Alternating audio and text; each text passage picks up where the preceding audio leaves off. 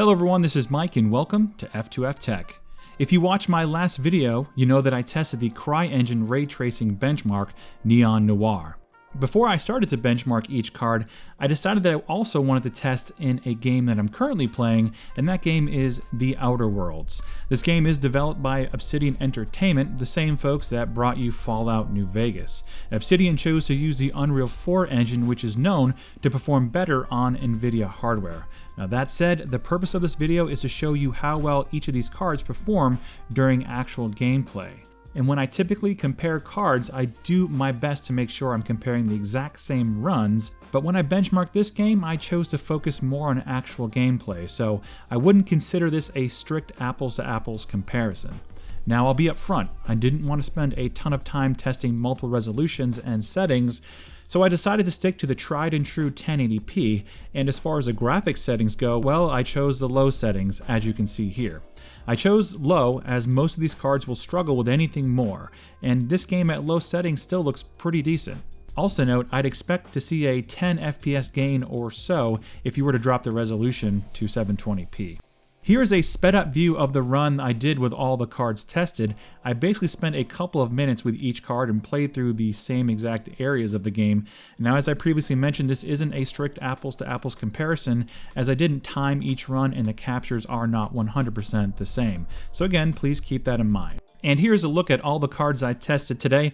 There's a bunch of them here, everything from the UHD 630 Intel integrated graphics to the HD 5870 2GB. I also have the HD 6950 2GB overclocked to 6970 speeds, GTX 480, an HD 7790, a GTX 580 3GB classified, an HD 7970 GHz edition, a GTX 672 GB, an R9 390, and a GTX 780 Lightning.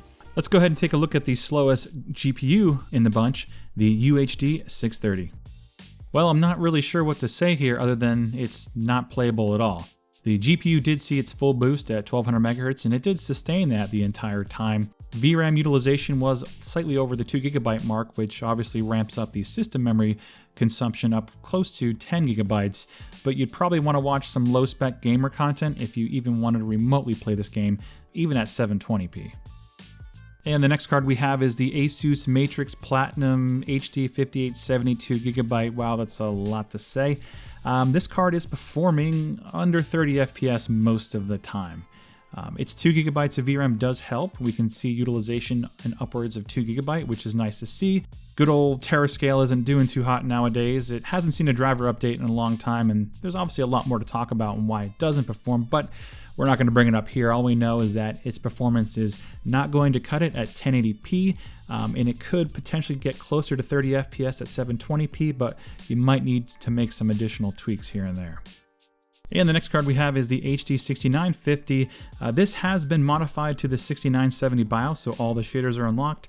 I did also increase the power limit and core and memory clocks to equal that of a 6970. However, performance is nearly identical to the HD 5870, and it kind of goes back to the drivers and the architecture and all the other things. And again, it's really not going to be playable in this title at 1080p, even with the lowest settings, so dropping resolution even further would make it get closer to that 30 FPS mark, but overall Terascale is just not doing so hot in this Unreal 4 engine game.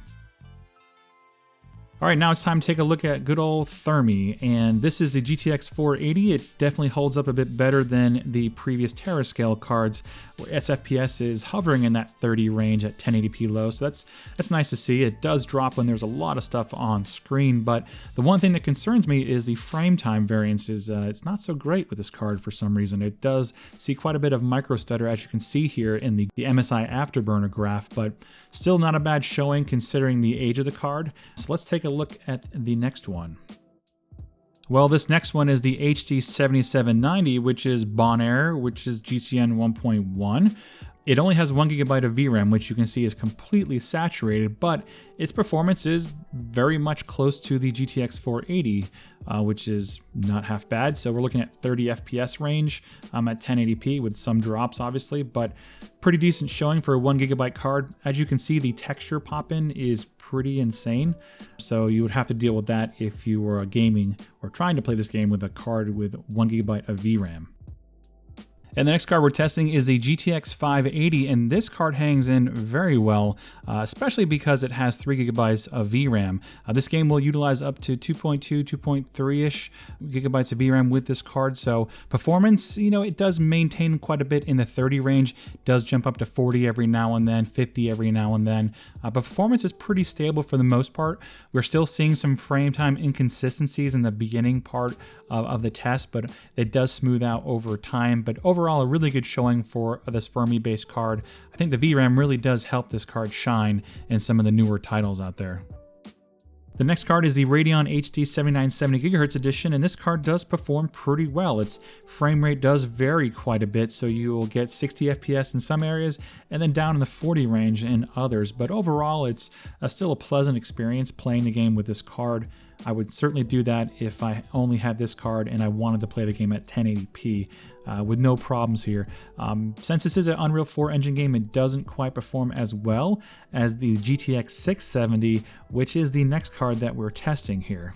And the 670 kind of has a similar story. FPS does range in the 40 up to the 60-ish range, but it does drop into 40s a bit less often than the 7970GHz edition.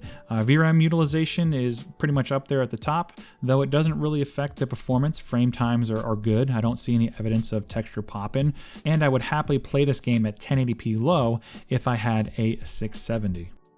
Next, we have the beastly R9 390. This card has 8 gigabytes of VRAM, so we do see utilization of VRAM, or at least caching, up to the 2.5-ish range, so not using a ton for a modern game at 1080p. Performance overall is very good. We do see it sit in the 60 FPS range quite often, with it dropping in the 50s here and there. I would happily play this game at 1080p low, maybe even bump it up to medium, a couple settings at least, to get some additional visual fidelity. But we do see a handful of frame time spikes towards the end of the capture for some reason. I did retest this and I did see the same thing happen again, so not sure what's going on here, but overall still a very good experience with the R9 390. And the last card we're testing is that GTX 780 Lightning. This card is factory overclocked, so it does hover in that 1100 megahertz range while gaming, and performance here is very good. This is one of the very few times you'll see a 780 outperform a 390, which is obviously not very typical. Performance hung around in that 70 to 80 range most of the time, so I would certainly play with the settings a little bit and jack them up in certain areas to get better visual fidelity while kind of maintaining that 60 FPS. 3 gigabytes of VRAM is no problems here, and a lot of newer titles don't really like Kepler because of its architectural drawbacks, but overall this game performs very well on big Kepler. Well, that's it for all the cards I tested today. I am going to go ahead and throw up all the average frame rates and 1% and 0.1% lows for today's test, just so you have a good idea of what these cards did during their runs. Again, this isn't 100% apples to apples, so take these results with a grain. But if I was to do some 100% accurate testing, I imagine the results would vary slightly, but they would probably be pretty close to what you see here today. So that's it. I've really been enjoying The Outer Worlds. I think it's a phenomenal game. If you're a Fallout fan, you feel right at home here. But if anybody has any questions, feel free to leave them in the comments section below. And if you haven't got subscribed to the channel, please go ahead and do that. And as always, thanks for taking the time to watch the video.